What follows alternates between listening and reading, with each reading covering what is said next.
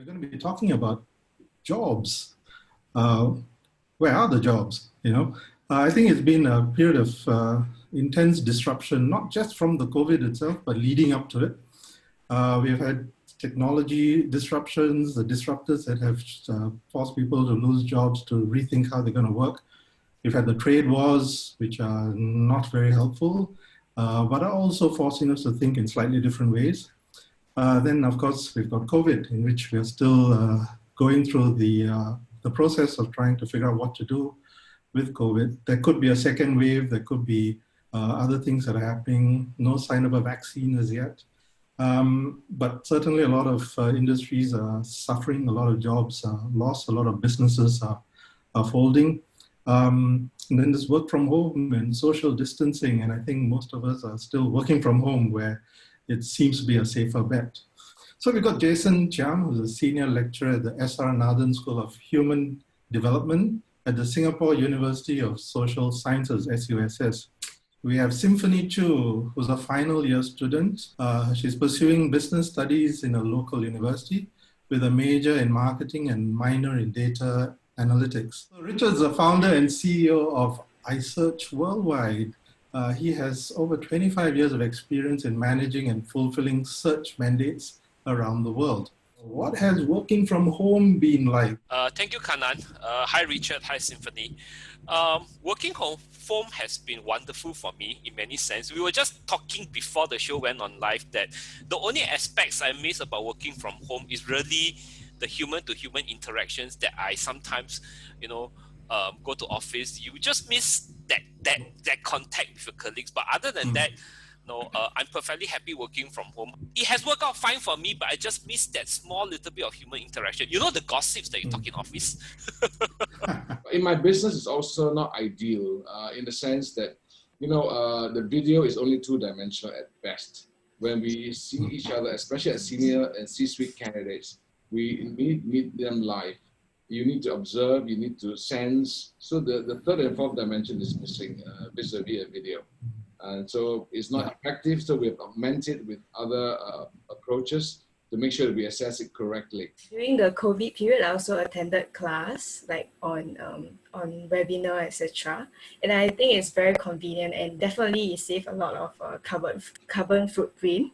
Right. Recently, I actually started the idea, like what you mentioned just now. And one of the key things that we have to do is to network with businesses. And the hard thing there's a barrier towards it because we are stuck at home. We're not able to reach out to the business in person. And the business client that I'm actually looking out for is F&B businesses. And it will be more effective if we go down to the restaurants and cafe to talk to them and have a chat on the market research part. But the thing is, we find a lot of difficulties because we're not able to go down in person. So we have to do a lot of networking, online networking, and then through LinkedIn to get businesses to maybe speak with us to do our market research for the startup idea.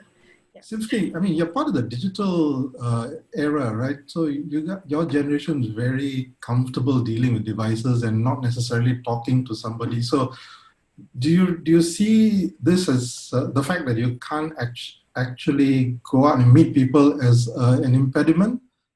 I think there's still limitation online because you will have a lot of cold emails, and maybe the businesses on the business side, they have a lot of emails people approaching them for digital marketing kind of stuff, because during that period it's very crucial for the F&B businesses to go online, to digitalize, etc. So they definitely have their email spammed by a lot of people. Actually, I prefer going face to face because after the COVID period, we actually have a loosened kind of thing where we can go out, right? So me and my team actually went out to visit the restaurant, etc. for market research. And we actually get more things done on one day instead of sending out cold emails and waiting for replies. So the conversion rate for emails is around 10%. So it will be not as effective, I feel. Who's most at risk after all of this? Would it be the fresh graduates, the PMETs that might have lost jobs, older workers, senior executives? Who's most at risk from all of this in terms of their job situation? The immediate graduates are suffering the most because the economy used to be just hiring them, but they are all hesitant because they're uncertain about where it's going to go. So the government scheme of encouraging this attachment approach will help. I think it's a great initiative to do that, to help the young graduate to at least go into the company and buy some time and learn something. But I think the biggest group that will suffer will be the PMETs. This group will be dislodged, unfortunately, because the world has changed for them and they can't pivot fast enough to change. And so I think this group will need the most help to do so. And a lot of it requires self-help as well, because where they were, if they're not tech-driven, it's going to be harder for them to adjust to a new environment. The senior executive will generally be okay because the leadership at the top is needed. So I don't think that suffered. The PMT, in my opinion, will be the biggest group. But don't you think the leadership will have to also consider the changes to the environment caused by this and have to change as well? In terms of a business, right? I mean, if it's been fine moving along and then suddenly COVID comes, slam, hits you full in the face, and then you're dislodged, you're disoriented, and then now you have to figure out how to carry on because it's changed. You know, the whole landscape has changed, your business environment has changed. You look at F&B, you look at aerospace, you look at travel. These are industries that have been totally beaten up and left senseless. So how do you, as somebody who's been running something very efficiently because it works, it requires a different mindset to pull something up off the floor and make it whole and run, and consider that it might have to run differently, you know, and face in a different direction. So wouldn't the leadership then have to also go through that process of change? I was just talking to a company yesterday who was in the corporate leasing business. Okay, so they take property and they lease it to executive or companies over a long-term basis, like a service apartment concept. And so they suffered too because some of their middle income executive are been dislodged, and so they're no longer staying in Singapore. And so the salespeople used to be going out and look for this account are not able to do it anymore. So they pivot. So it's the senior management's leadership approach. They pivot the company by taking on the agency line, so that now they can go out and either sell the property or reposition the property and lease to a different market. So the same salespeople used to be selling to corporate. Now they are trained to handle agency, and they learn the co-broking approach. So I thought it was quite magnanimous because a lot of companies will say, look, this market is gone and therefore I should let the staff go, but they have not. And so I think those who survive this pandemic, if your cash flow leads you to survive this situation, you will come out much better already just by surviving.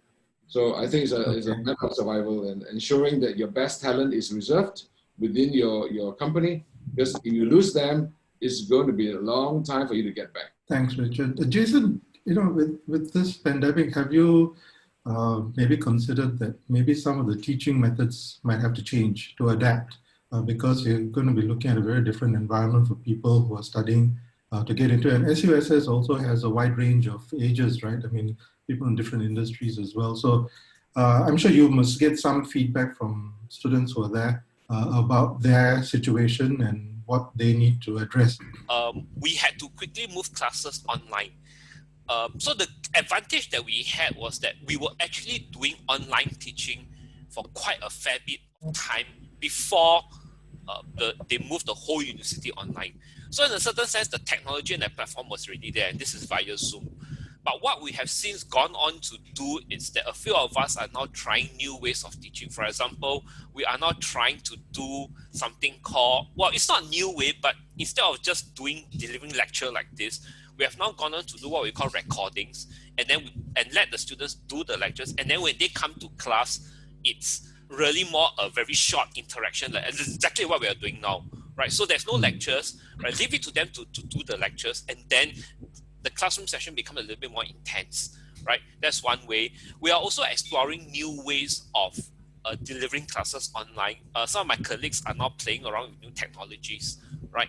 But fundamentally, I think it takes a while for the university to move because we are dealing with a very, very huge, I mean, we've got 14,000 students in the part-time program. We are dealing with something as much as 1,000, 2,000, what we call associates, which are already the part-times. So trying to get them on board is one thing. Trying to move them to Zoom was one issue. I would say that requires a fundamental mindset change. Why is it, do you think, that people are so reluctant to switch to Zoom and the likes? I mean, it's a very useful tool, isn't it? Just like the idea of working from home, I have known of companies where the management just cannot understand why I can't see my staff.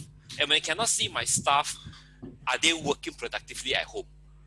Right? But actually, they don't realize that this platform allows a lot more things to be done, in my opinion. So it's really about mindset and about change. With the situation as it is now, where are the jobs going to be? Digital, I would say. Yeah. Digital, yeah. Most For of sure. the jobs. But digital has always been there. It's been growing. But I think this COVID has been the push that, it shoved a whole lot of people into that space. Like it or not, it's a do or die situation. But digital is very broad in that sense. But, what kind of jobs would be seen as valuable? I think, so certainly things like data analysis. I've got a list here. The top industries apparently are healthcare, education, banking and finance, government, computing and IT, and the security, transportation, and so on and so forth. But not everybody is equipped for that. So if you are not, then what are you looking at? Does it mean you have to go through a whole lot of studying and classes to be relevant? Or will these industries still find a way to accommodate you? In your discussions with leadership, Richard, have they sort of indicated that they are open to this, or are they saying, "Oh, now we have a lot more cherries to pick from, so I'll pick the really juicy, shiny ones"? Overall, on a macro basis, I think economies of the world that have a large domestic servicing would do well. Because right now, because of the lockdown, they cannot travel internationally. So, those companies that serve their own domestic market is good. But unfortunately, in Singapore, we don't have a huge domestic market. So companies that supply services or products to other organizations that supply to their large domestic market will be the one that will be helpful, in addition to healthcare and so forth. So I think definitely the world has moved more digital and technology driven. Every industry can do that. Generally the industry has been moving it fast, but not moving fast enough. And so the COVID just accentuated. So like retail, the model of retailing will change. People will not have a chance to go down and shop in big shopping center anymore, but they may have to go to places where they can still feel and see and touch, but buy everything online. So that would change again how the retail space will be formulated. And so I think I see opportunity. We are seeing the tip of the iceberg. It's just like, the world went from agriculture to industrial revolution, and every farmer laments that that's the end of their life, But the industrial revolution brought more jobs and opportunity, and didn't kill the agriculture industry, but just changed the younger people to a new area, which is the next generation. So same thing, from industrial generation where we grew up in to now the technology generation, it will provide a lot of opportunity, in my opinion. But we didn't see nothing yet. So the company will survive, the company will evolve, and they would do things like the symphonies of the generation of the world would love to have, which is really to do things with their own computer or their phone as the means, as their norms. Whereas in our generation, we still want to go and see somebody, touch somebody, call somebody. They need less of that than today. So I for me, on the brighter side, in the short term, I think there'll be some pain because industry didn't expect that fast pressure to come. But everybody evolved, and those companies, will evolve to be better companies, and the companies that are going to be successful in the future, we ain't seen them yet. They'll be coming out. Going online doesn't limit you to just Singapore, right? I mean, you can take it to the rest of the world. There are other companies in other parts of the world that you can reach out to and try and offer your services, right? Yeah. Is that something that is still holding us back, though, the fact that we tend to think of things in a Singapore-centric way? Because it is global now. I mean, literally, you can do things anywhere in the world, right? I'm actually hopeful because if you look at how using the concept of the smart payments, the electronic payments, right? COVID has changed the way in which technology is being adopted. I mean, the hawker downstairs at my hawker center, right, are now trying to embrace e-payment, and this actually took a life of its own during the COVID period, right? A lot more now are preparing to accept cashless payment, and by doing that, they will also be able to get on the delivery platform, whatever platform that was being used because of the dramatically in the business during the COVID period. So I think it's a good first step, right? So at least by doing the digital part of it, they then realize that there's a lot more opportunities that could be out there. This is the first point. I think the second point, which I'm a little more concerned with, is Kannan, you mentioned these are the top 8-9 industries that you just mentioned, IT, banking, healthcare. But the question I have and the issue that bugs me is that do people really know what they want when they move into this industry? I mean, everyone is moving to data analytics, but do they know what data analytics is? How do they make use of it? I mean, everyone is signing up for classes in analytics these days, but is that what people want? Because healthcare is not just about looking after the patients. It's far broader than that. Do they know what is it? How banking will evolve going forward, right? So I think this is the idea is people are jumping into it, but do they really know what is it? That's just my concern. It's always been the case, right? We've kind of stumbled into the jobs that we've found ourselves in. When I started, I didn't think I wasn't sure what I wanted. I wound up being a journalist, and I kind of stuck through that and been through all the changes that the industry has gone through. But and it's probably the same today, because for the student going out there, they hear the buzzwords, right? Healthcare, data analytics, Then they go into those jobs because that's where it's at.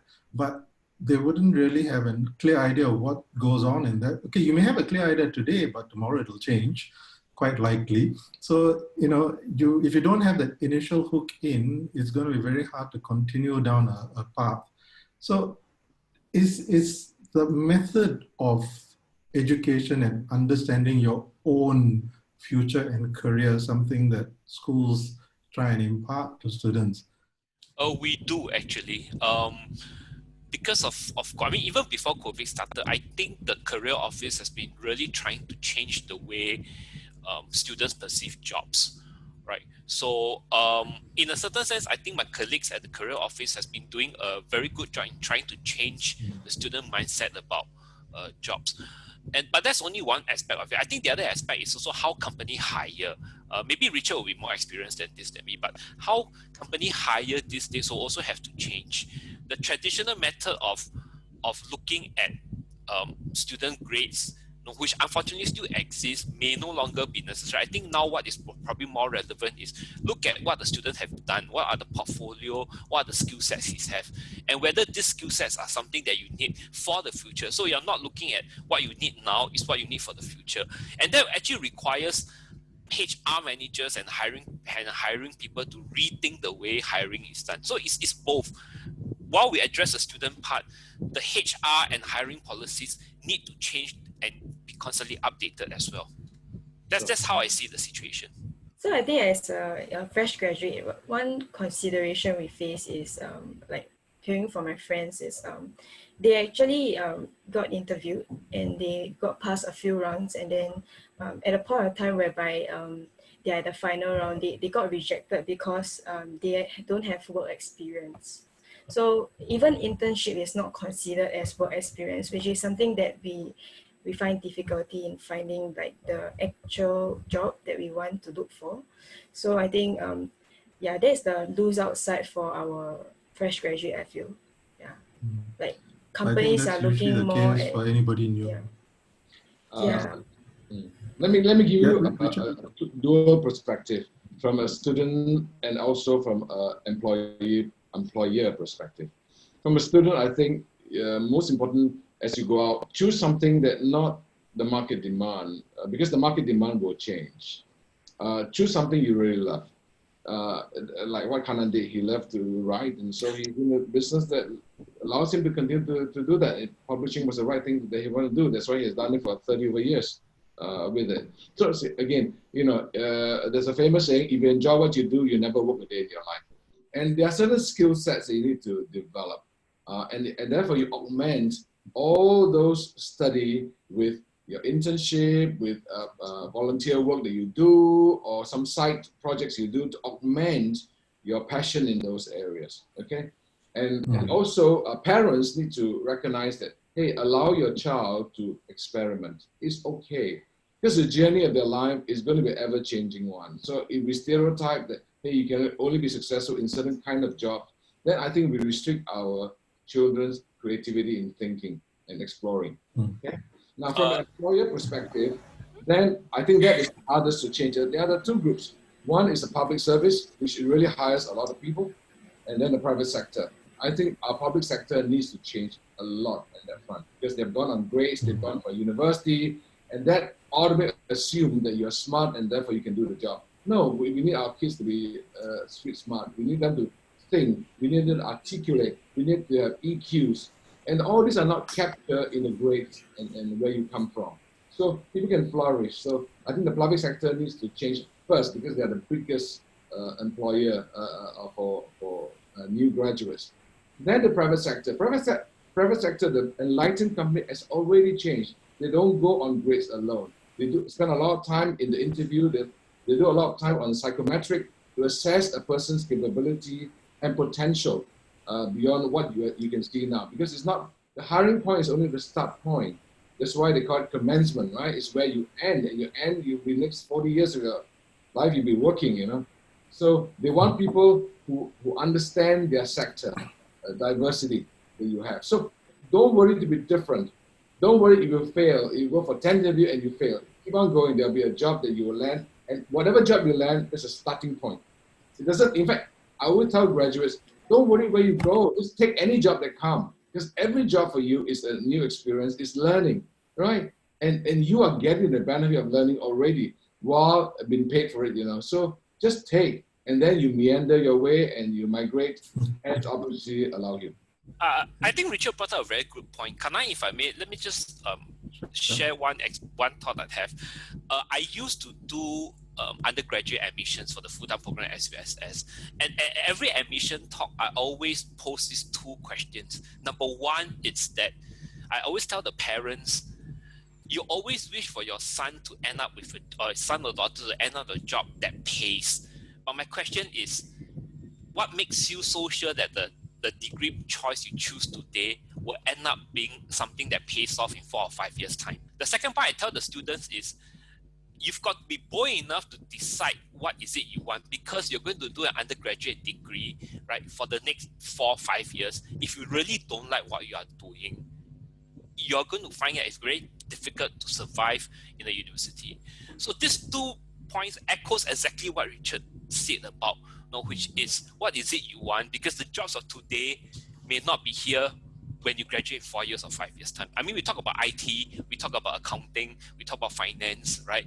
Really, maybe 5 years down the road, there's really may not be a need for somebody who is an accountant, because the robots can come in and do that.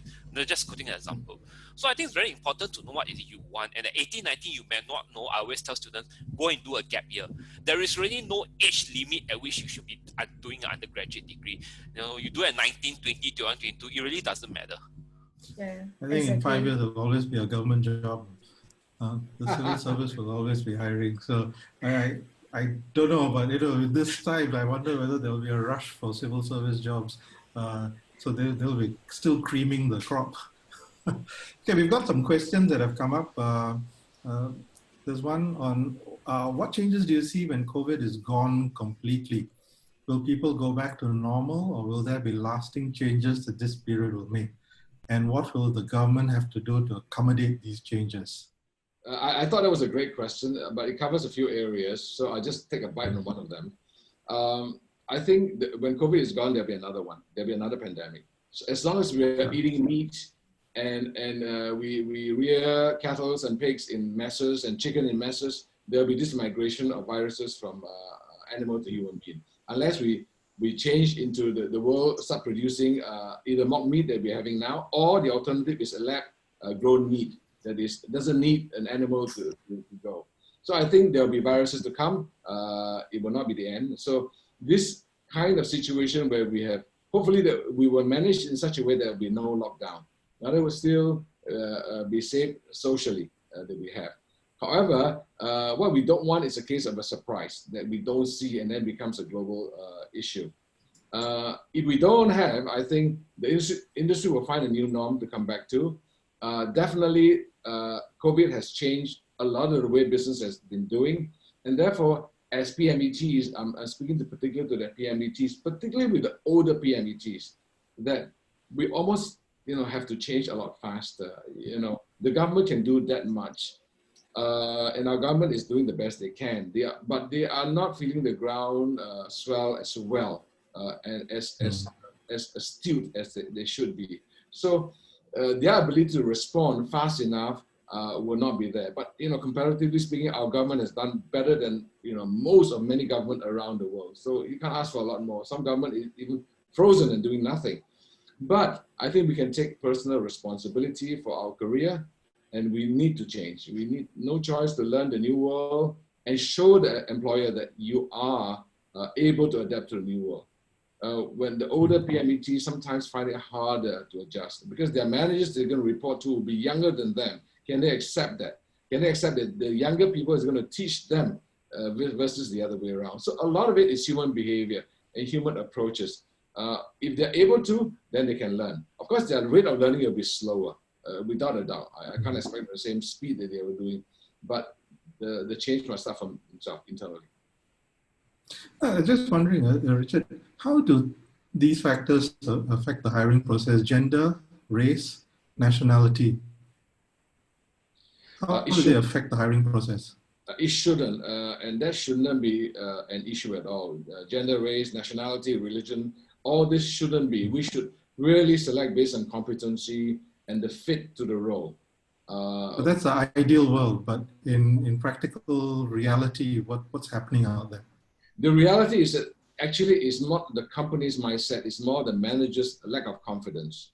So either the managers are not confident enough to work with a diversified group of talent, then they will migrate to something they're very comfortable with, either their own kind. So I think that the problem has always been the managers propagating this, then companies encouraging it. So it's a tribal mindset?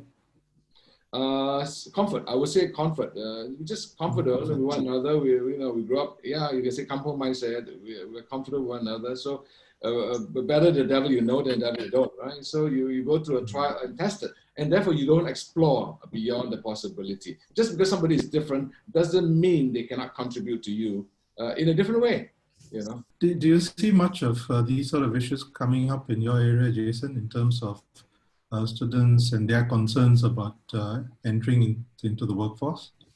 I think certainly for graduates or students nearly graduation like Symphony, I think I sense that there's a lot of anticipation, right? Because companies are actually not hiring.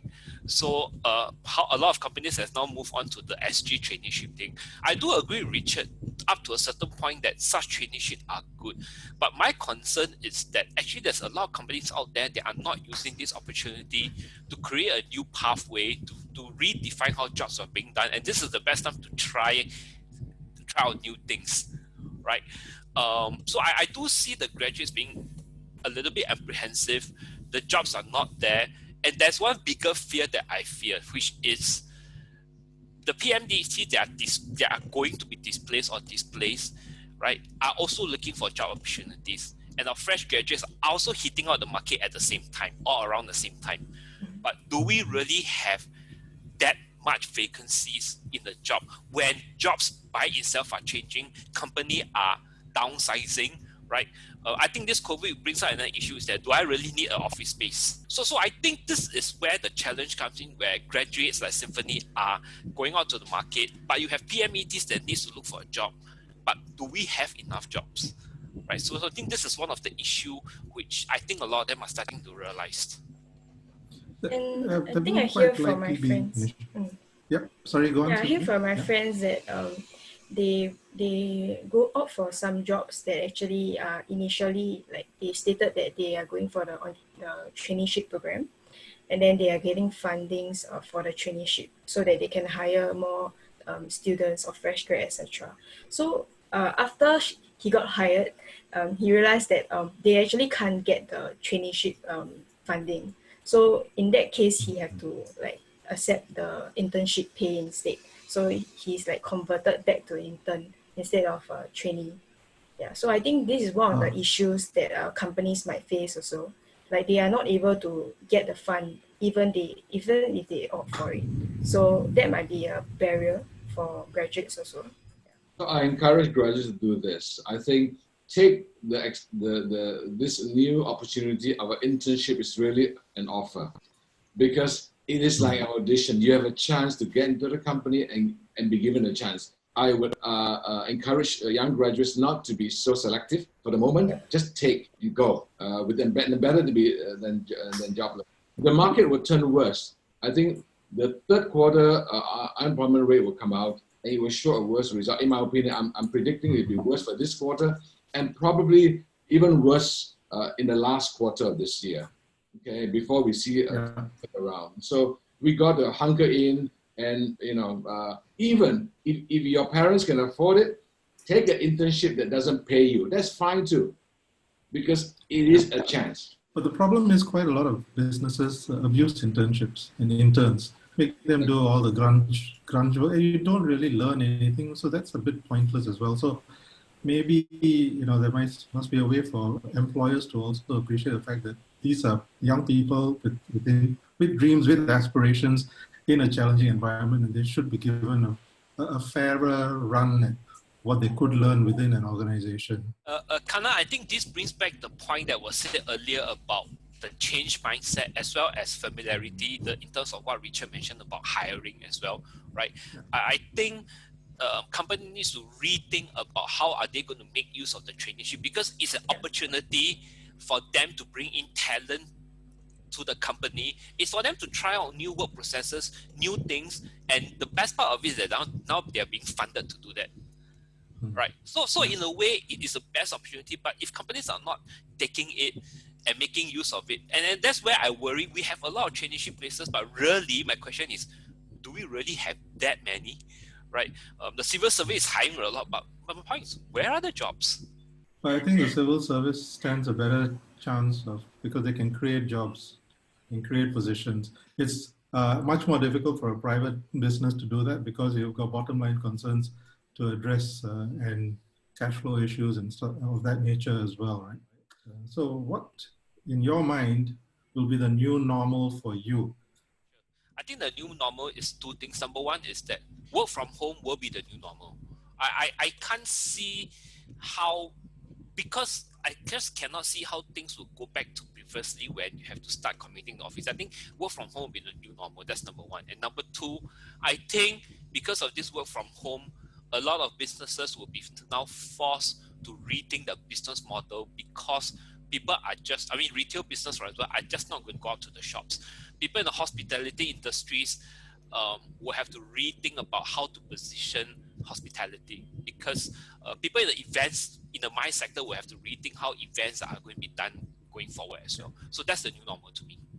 I think my new normal will be like something that I always dream of, working from home and working from my laptop.